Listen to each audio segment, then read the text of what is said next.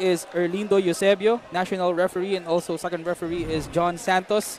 Again, just to set up the table, whoever wins in this game between NU and Perpetual books a ticket to the finals of the V-League Collegiate Challenge men's volleyball tournament, while the loser goes to the battle for third and fourth place. And we are underway, set number 1 inside the Paco Arena in Narciso. Straight to Mateo, off the block and good. Mateo hitting that outside towards his blockers, just wiping it out. Yeah. Out for Zareno, who started the last time around. Would that be a factor for NU's defense, knowing that there's somebody else inside for Perpetual? That's possible, no? Kasi all this time it has been Zareno who is playing instead of Mateo. So probably it could be a factor, but then we'll see again, no, how NU would be able to adjust in this game. Yeah, but another factor also for the Perpetual Altas is to limit their errors against a highly efficient NU squad that is. Limit those arrows and they'll have a better chance. And again, another off-the-block hit for Louis Ramirez this time. So Maggie for the first ball. Retamar, back set to Malinis. Block. Ramirez, 2 points in a row. National University, even though they commit some errors from time to time, they have this quick ability to bounce back, to return to that juggernaut that they are. That's why Perpetual has to maintain their attack. But at that point, Mikel Budin with a successful point for the Bulldogs. NU back-to-back champions in the UAAP. Perpetual has 12 NCAA men's volleyball championships. Meanwhile, Perpetual up by 2 early on in set number 1. A set to Budin, and that's a point for NU, net touch. Yeah, because before you know it, NU can string a number of points and build a sizable lead quickly. A nice save there on the part of Perpetual. NU back set to Retamar, open zone for Good attack, Malinis. yes. Very smart attack. Ken Malinis was so quick to recognize na everyone was, naka-atras sila lahat sa depensa, and he just saw that zone open. In the meantime, a strong attack by Ramirez, and this is one of also the key factors to victory for Perpetual. Louis Ramirez racking up points for Perpetual, especially now na he's in the back line. Yeah, noticeably here Austria has yet to attack the ball, and here he is winning that joust at the net. Good read there by Louis Ramirez. Miscommunication on the part of Bulldogs and an easy over. Chance ball for Perpetual. Will they capitalize? Ramirez from the back row, but Sumagi was there for the save. Budin blocked. But that's good. Yeah. The leading scorer for NU in this tournament. Unfortunately, that service did not sail across the net. We're going to discuss NU, by the way. Are there any kinks in their armor? I mean, they haven't lost yet. Wow. And there's no kink in the attack by Bukaba there. But if there's one weakness that Perpetual can exploit and take this victory. Especially pag tatlo yung attacker sa harap. And, hindi naman like all the time na nababasa ng blockers ng NU who's gonna, so it's important for the setter, to play around with the attacks. Yeah, nice save there on the part of Ramirez, but blocked again is Austria, courtesy of Jiao. Bulldogs trying to show their championship form already. Austria one more time, a tip. Saved by Retamar. Malinis to Budin. That's a point for NU. Yes. Obvious naman yan sa energy ng team nila coming into the Paco Arena today. Sabi raw ni Coach Sammy sa kanila, ang pinakamasarap talunin ay ang team na laging nananalo. That's why we can also expect nothing but the best from the Altas today. Lawrence and Marge. Maraming salamat, Mika Madrid, the third member of our broadcast panel for this game. On deck to serve for the Altas, JC Narciso, their setter. Good serve for Narciso, and that's an over-reception. Another opportunity for Perpetual to score. And Mateo goes to the block. Yeah. Mahirap nga namang ding kalaban for the part of NU. Mahirap kalaban yung walang pressure na koponan talking about Perpetual. Definitely. And it shows here early on as we check out that kill block. Like even us here on this side of the court. Ramdam mo yung energy ng Perpetual is just really high today. Yeah, even their bench has been cheering from the get-go. Austria with the tip, but that was saved by Malinis. Middle attack by Diao. Nice diving save rather by Pepito. Mateo with an attack, but that was saved by the Bulldogs. Diao set the net, won by Almendras. Led the Bulldogs in scoring against San Beda. 13 points. Austria combination play. On deck to serve, Hero Austria. Good pass. Retamar sends it to Almendras. That's a point for the Bulldogs. I think this is the 4th point, no? Na net called on na net violation itong Perpetual. Yeah, because they can just turn it up a notch. Definitely. And dominate towards the latter part of the shot usually. Samantala, isang error ulit para dito kay Nico Almendras naman. Michael Medalla serving for Perpetual. A good serve for Medalla using the net. Retamar sends it to Budin.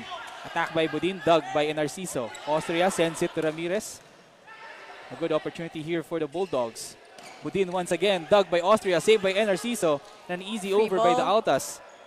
Can NU capitalize? Budin, one more try.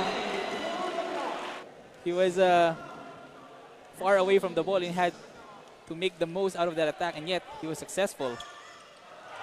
A push by Medalla, no. And an attack by Ramirez, doing something out of nothing.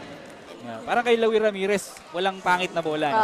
Kahit basta ano tumaas, yan, bahala na siya. Basta iangat mo, papaluin niya yan eh.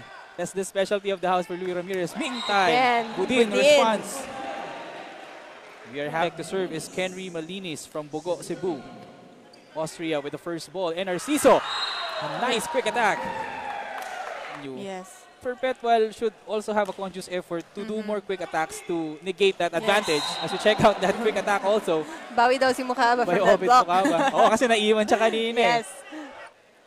Budin, jump serve. Powerful serve. Powerful serve, but a nice dig by Pepito.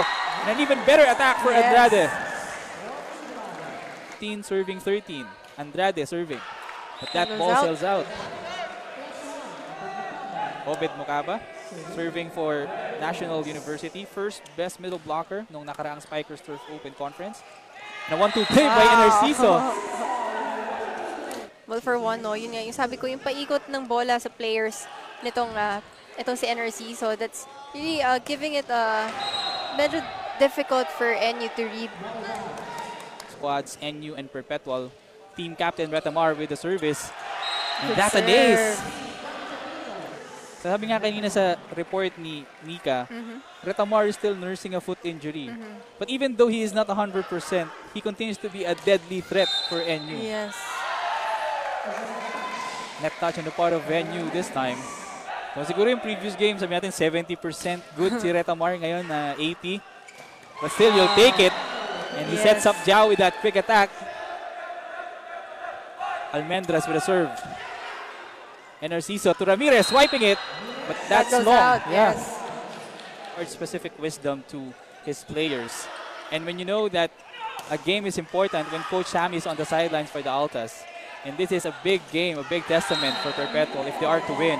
And Ramirez this time successful off an attack. Just finding the blocker's arms. No? Yan na sinubukan yung mahabang palo. This time, he went for a softer attack and that one scores a point. 18 all ang ating talaan. And the adjustment in mid-air by Almendras, but that was dug by the back row defenders of Perpetual. Another attack for Almendras. Powerful attack. Too strong para kay Hero Austria yung atake na yun. They've had a variety of players of the game in the roster. Sometimes it's Mukaba, sometimes it's Retamar, also Budin at times, and even Kenry Malinis had its share of player of the game. Good block timing there by Mukaba. Mukaba this time quick on his reflexes with that block at the middle.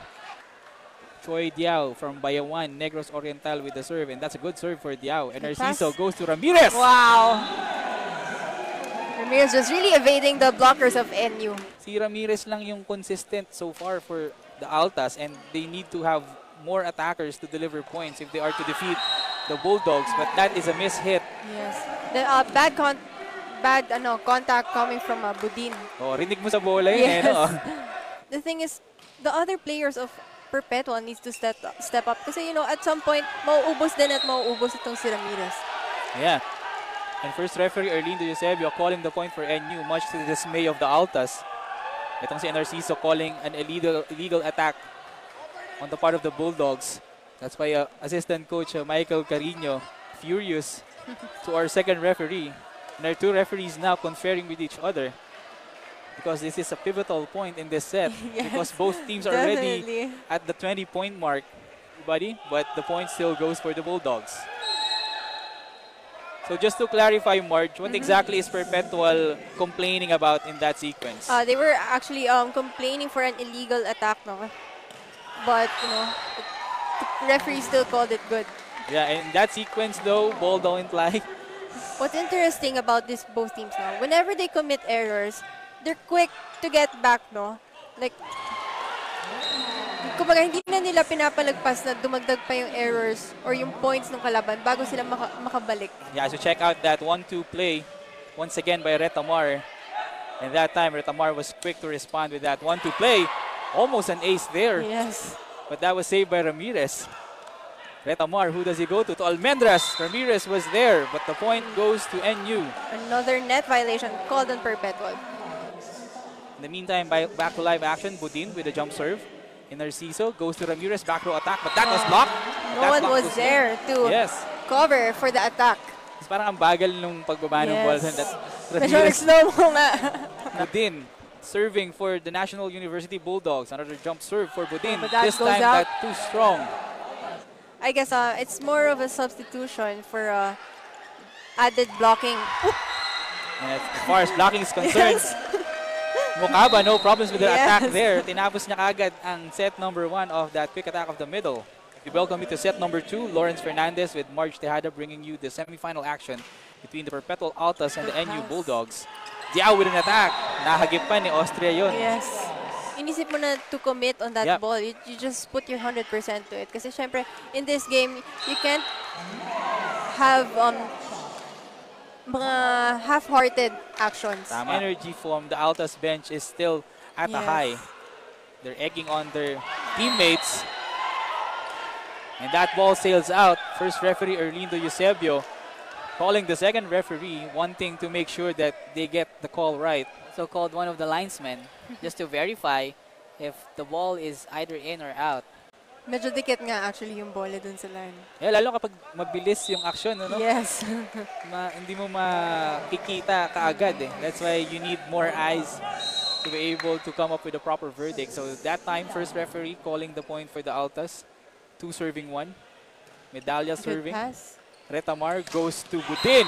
This time successful when it comes to attack.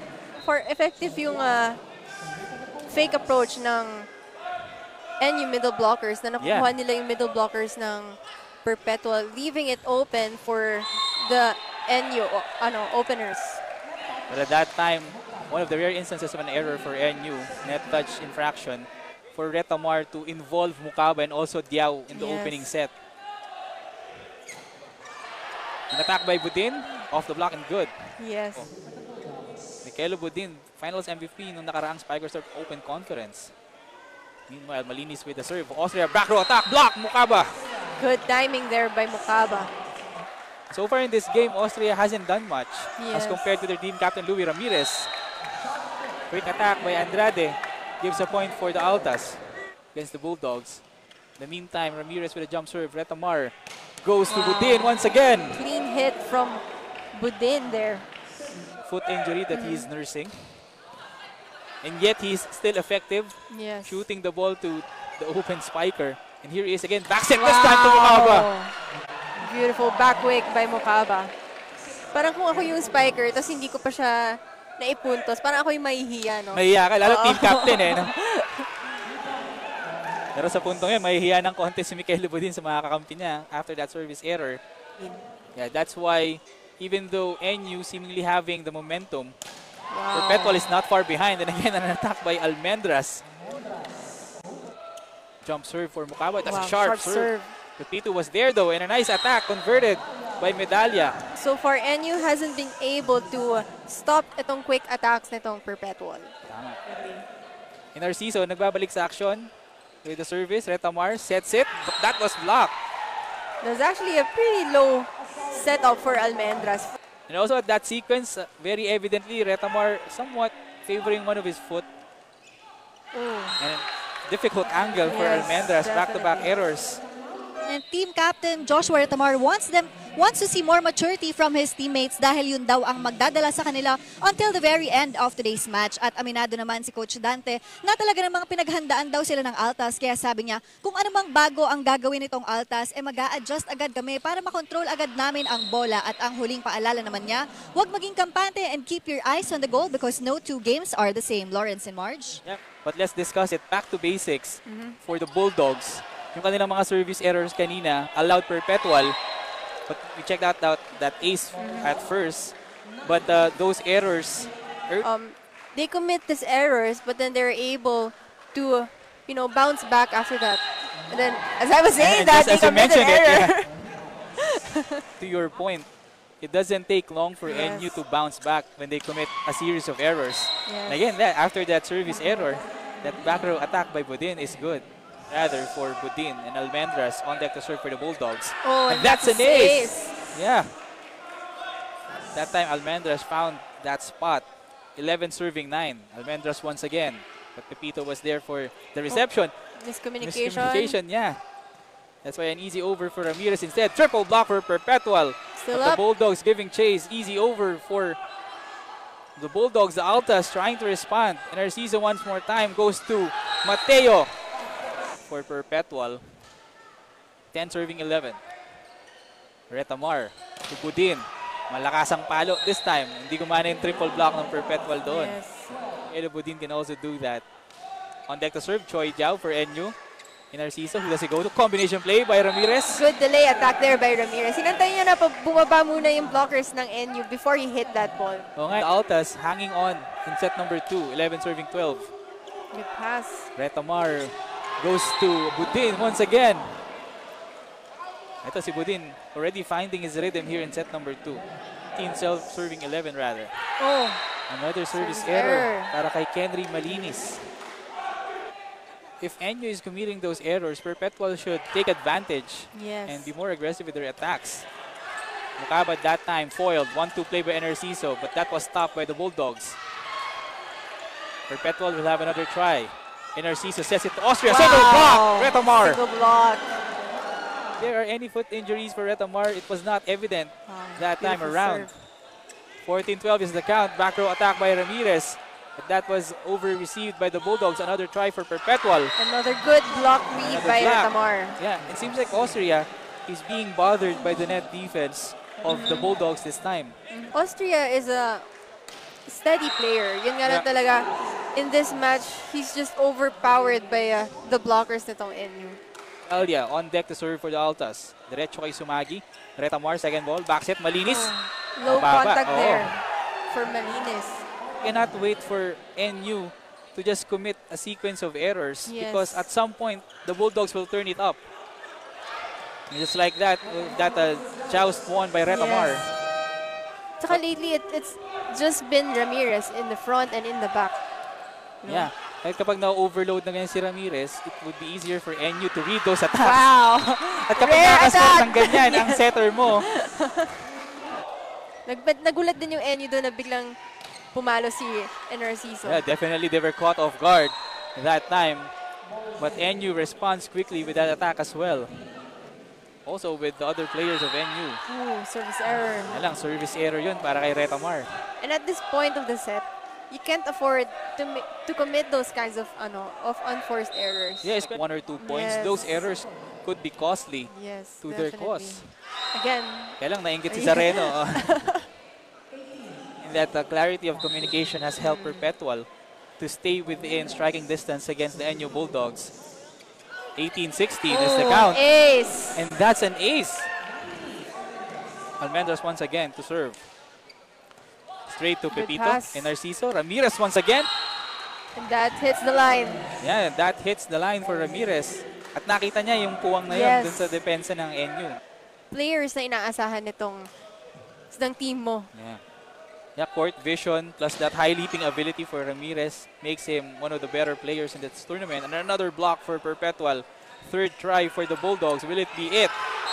This time, soft touch is good for Budin. Sabi ni Budin, hindi nag-work yung first 2 attacks ko. Sige, uhulog ko. And 20 serving 17. Choi Jiao serving the ball for the Bulldogs. good pass. In Narciso, backset, Mateo. And that's good for Mateo. Ano si Mateo, bihirang puntahan, Yes. but when he attacks, Yes. he delivers. Pumupuntos. Oo. Mateo serving. Good pass. Retamar goes to Budin once again. High percentage attack there for Mikel Budin. That's why he has been the man of the moment for NU so far. Ramirez was blocked that time. And Perpetual will send the ball over. Sumagi with an easy first ball. Retamar to Mukaba, but that was stopped by Ramirez. And that's a point for Perpetual. Yes. Good. Quick thinking din ni Ramirez doon. Yeah. Ramirez doing everything for Perpetual. Be able to save this set, hopefully. Wow, but that Again, attack goes in. Oo. So that's trouble for Perpetual if they cannot neutralize the attack Good of Budin. pass. Ito naman, susubok ang Altas, but that was blocked by Mukaba. Again, NU's blocking system. Yeah. If Sobrang important ng coverage kasi siyempre you're up against a team who really blocks well. It also gives you second or third tries if you have fantastic coverage, and that's what Perpetual needs. Serving is Casey Andrade mula Altavas, Aklan. Sumagi with the first ball. Retamar shoots it to Almendras. Triple block is there. And the point goes to the Altas. That's 4 touches. Engay, good serve. Diretso kay Almendras. Retamar goes to Almendras once again. Powerful attack. This time he made sure na, no, this ball will go in. May kasama ng frustration doon sa kanyang atake kaninang hindi lumusot. Clarence Belostrino, taga Puerto Princesa, Palawan, on deck to serve. Austria with the first ball. Narciso brings it to Austria. At ayan yung atake na hinahanap natin para kay Hero Austria. In that sequence. Medyo masakit yan. Yes. NU is at set point though. Could they end the set of that You were soft just tip? about to ask if they could end it, and Choi Diao answers yes. Just like the Perpetual defense, I was also caught off guard of that soft tip by Choi Diao. Still able to win that set. Just surprisingly, NU had 11 errors. Despite that nugget, they still took set number 2 by 3 points, 25-22. At malaking bagay din yung mga atake ni Budin and also Almendras towards the end of set number 2. Unfortunately, that attack by Ramirez, despite the good intention, sails out. Quick trip to the finals. Yeah, samantala, Perpetual, tough mountain to climb if they are to save this game. And a soft tip by Ramirez off that ricochet kay Malinis. Medyo na-confuse si Malinis, hinanap niya yung bola where it went. At ayun na, naging out of system na yung depensa ng NU doon. Yun yung kailangan siguro ng Perpetual to defeat NU, being quicker to the ball, being more aggressive. Wow! Speaking of aggressiveness, that's an emphatic attack off the middle. And no one was there to block sa side ng Perpetual. Yeah, Almendras on deck to serve for the Bulldogs. Soft serve by Almendras, derecho kay Austria. Ramirez with an attack through the block and good. The height of his jump and also court vision, all doing good. And a kill block, single block that time for Mateo. So Mateo has been a bright spot for Perpetual all game long. At ito, palitan din ng tao sa panig ng Perpetual. Clint Rosos, one of the bright spots also for Perpetual in their last game, had 7 points in their quarterfinal match against Arellano. Attack by Budin, good. This is a 2-point advantage for the Bulldogs. 4 serving 2, Jiao serving. And Narciso one-hand set. Net violation called in Narciso again. And the Altas have to regroup because it won't be long before the Bulldogs can end this game. Rosos this time, middle attack. Nice diving save by Mukaba. An easy over by Retamar. Good opportunity for Perpetual to score. Who does Narciso go to? Ramirez, soft tip. Nice adjustment by Louis Ramirez. Yeah. Ramirez, one of the few bright spots for the Altas in this game. Good jump serve for Ramirez. Retamar goes to Budin. Soft tip as well, but Austria was waiting. Narciso to Austria. That goes out. Lihis yung palo niya. Yes. Austria calling for a check with his previous performances. That's possible, and probably nahirapan din siya, going up against tall blockers. Kaya naman din si Rosos nahirapan din palusutin yung atake niya doon. A kill block on the part of Obed Mukaba. Perpetual stuck at 3. Almendra sends it to Pepito. Narciso back row attack again by Ramirez. Ramirez just flying in that attack there. That's an understatement. So that's how high the jump of Ramirez is. Wow. Quick attack there by Budin.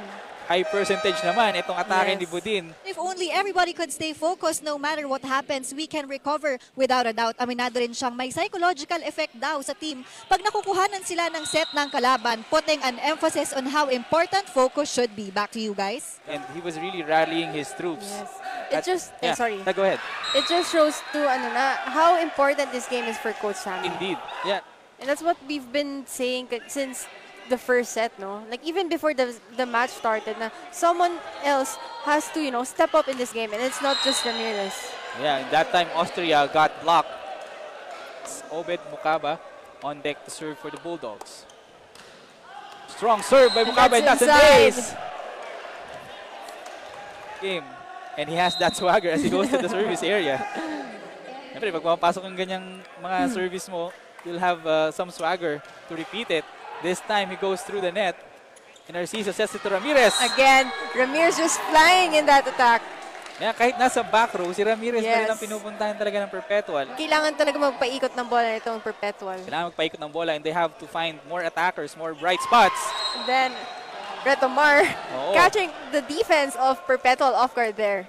Gaya nga nasabi ni Coach Sammy kanina sa timeout, kapag nakukuha na sila ng set, it has a negative effect. What more if the setter itself of the other squad scores in them? Almendras this time with an attack through the block and straight to the panel, mga kaibigan. Well, of course, avoiding getting called a net touch. And aside from the blocking mechanics that Coach Sammy reminded them, it really looks like Perpetual is playing tight in this game. Yes. Unlike earlier in the first 2 sets, they were playing loose, playing energetic, but quick scores like those from Choi Diao of NU. As we check out that replay, it adds to the disheartening factor that Perpetual might be feeling at this point. And medyo ramdam mo nga din medyo tense na din yung energy na binibigay nitong Perpetual compared to the first 2 sets that they were playing. Oo nga, despite the cheering from their bench, they still are yet to surmount this advantage. And again, it's Ramirez delivering the goods for the Altas. It has been a one-man show relatively. And they have to do more if they are to overhaul this 5-point deficit. And Narciso with the serve, dug by Almendras, quick attack by Diao. Bit low for Diao. Ramirez susubok ulit, dug by Retamar. Sumagi to Malinis, or Almendras rather. Easy over by Pepito. Good opportunity for NU to pile on to their advantage. Almendras once again. Smart attack there by Budin. And NU keeps on piling the points. 14 serving 8. Austria and Narciso. Ramirez, quick attack. Again, it's still Ramirez delivering the points for Perpetual. So now that they're down 9, what else can they do or what else can they try to be able to bring the fight to NU? Yeah, that would be a difficult proposition for the Altas. Nawala rin yung middle attack nila. Samantala sa NU, ang dali ng middle attack. Just give the ball to Diao or Obed Mukaba and let them deliver. Ramirez who's doing the middle attacks siya rin yung middle, siya rin yung back row. That time, Mateo, block! 18.1 points per game. And it seems like with the way his game has been going, he has matched, if not exceeded that number already. Oh, inside. Another ace on the part of NU, courtesy of Choi Diao. Either in or out. Yung maliit na gap lang na area doon sa backline yung tinatarget nila. But that has been working well for the Bulldogs so far. And Mateo also delivering a point for the Altas. Some of the pressure of Louis Ramirez, who is now on deck to serve for the Altas. Kailangan nga nila ng variation sa atake nila because if it's all Ramirez, it would be easier for NU to block it. Quick on his reflexes is Narciso there. Just at the net, won by NU, but Perpetual will have another opportunity. Austria through the triple block. Retamar was there for the dig. Wow. Kenry Malinis delivers a clean hit. Hindi din masyadong nasasatan to si Malinis. It's always just been Almendras and Budin. But when, given the opportunity, he's still able to deliver. Yeah, and that's the luxury that NU has. Yung pwedeng magpahinga si Kenry Malinis and yet they still score. An ace up his sleeve. And it's working. Yeah, activating everyone on the roster. And that attack by Mateo sails out. 7-point advantage for NU. Mateo serving. Retamar 1-2 play. But that was easily read by the Altas. Zareno, soft tip. And Zareno will deliver. Almendras was there on that soft tip. Yun nga lang, hindi niya naitaas ng maayos yung bola. 13 serving 19. Set number 3. Mateo. That goes out. That service is long for Clint Mateo. Number 3, 20 serving 13. Budin with a strong serve straight to Austria. Zareno adjusts his attack. But that goes out. Yeah, that's a difficult angle to attack for Joshua Zareno. Kaya naman itong NU responding to their errors and building this 8-point advantage. And we know NU is really, capable of that. No? Once they see na yung opponent nila slowly na medyo nawawalan ng energy, talagang they bank on that and use that as an opportunity to trail ahead. 14 serving 21. Medalla serving for the Altas. Straight to Sumagi. Over reception. Zareno lets it through Retamar's hand and gets another point. But it's still a big advantage. They need 6 more points to tie the count. A difficult angle for Almendez. Yes. But So far talaga, no, itong open spikers ng NU, they've been targeting zone 4 or yung gitna ng zone 4 and zone 5. And Belostrino comes in for the service, 22-13-15. Mateo to Zareno, off the block and good. From the moment Zareno checked in again, he has been delivering the points for the Altas. But could it be too late? The hero. And Budin. Budin back row attack, just too strong for the Altas. NU needing just 2 points to book a ticket to the finals of the V-League Challenge Cup Men's Tournament. Diving save for Pepito. Ramirez off the block. Good But block that's a point by for Malinis. Difficult hill to climb for Perpetual. But do they have one magic left up their sleeve? Oh, another block Another kill. Back-to-back kill blocks ends this game.